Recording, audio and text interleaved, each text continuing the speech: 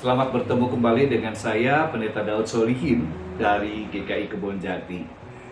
Renungan harian pada saat ini bertema Bittersweet. B.C. Forbes berkata, sejarah telah menunjukkan bahwa pemenang-pemenang terkenal biasanya menemukan hambatan yang menyakitkan sebelum mereka berhasil. Mereka berhasil sebab mereka tidak berkecil hati karena kegagalan-kegagalan mereka. Ya, bahkan ada pepatah yang mirip berkata, kegagalan adalah keberhasilan yang tertunda. Kegagalan bisa saja merupakan jeda untuk membuka kesempatan dan peluang baru bagi kita untuk memanfaatkannya dengan baik.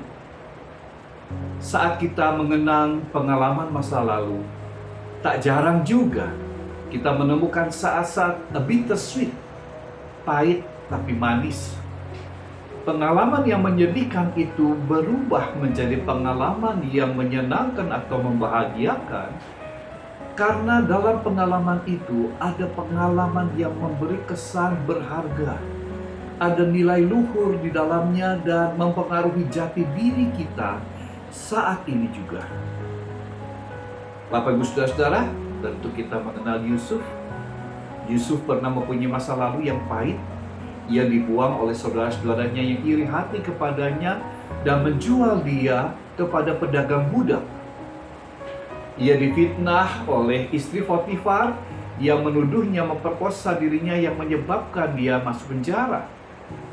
Tetapi karena ia diberi hikmat oleh Tuhan untuk menafsirkan mimpi sipir penjara dan mimpi Firaun, ia dibebaskan dan Firaun mengangkat dia menjadi penguasa tangan kanan Firaun yang mengelola krisis pangan di Mesir. Dan sekali lagi, Yusuf berhasil melakukan tugas yang dipercayakan Firaun kepadanya. Banyak lumbung-lumbung gandum penuh, bukan saja untuk konsumsi bangsa Mesir, tetapi juga bangsa-bangsa lain termasuk bangsa Israel yang tinggal bersama bangsa Mesir. Mereka memberi gandum dari Mesir. Mesir menjadi makmur. Dalam penyesalan yang mengharukan dan membuka kesadaran bahwa penguasa Mesir yang ada di hadapan saudara-saudara Yusuf itu adalah saudaranya sendiri, yaitu Yusuf, mereka menjadi takut. Jangan-jangan Yusuf akan membalas dendam kepada mereka. Tetapi Yusuf memilih untuk tidak membalas dendam.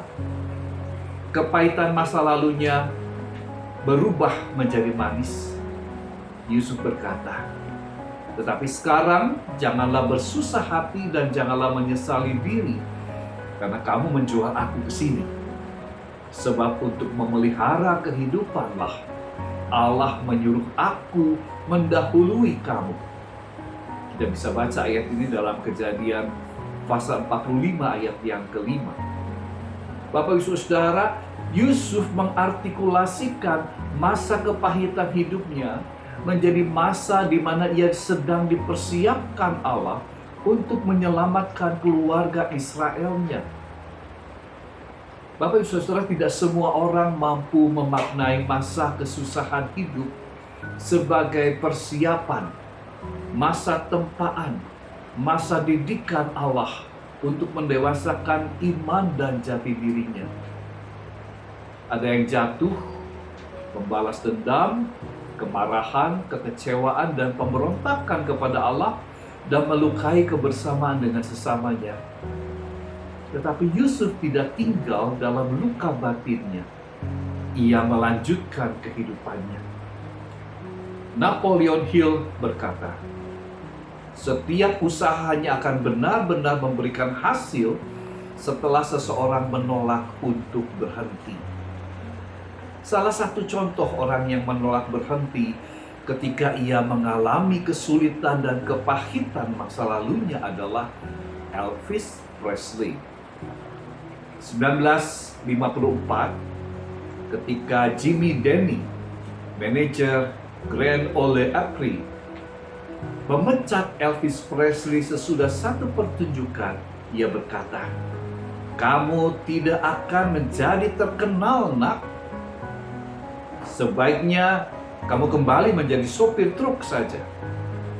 Elvis Presley kemudian menjadi penyanyi terkenal bukan saja di Amerika tetapi juga di seluruh dunia.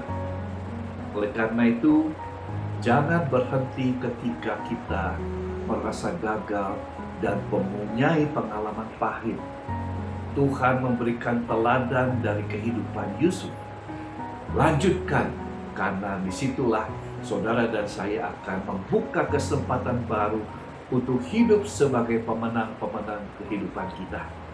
Selamat melanjutkan siara kehidupan bersama Tuhan yang terus memimpin kita. Tuhan Yesus memberkati. Amin.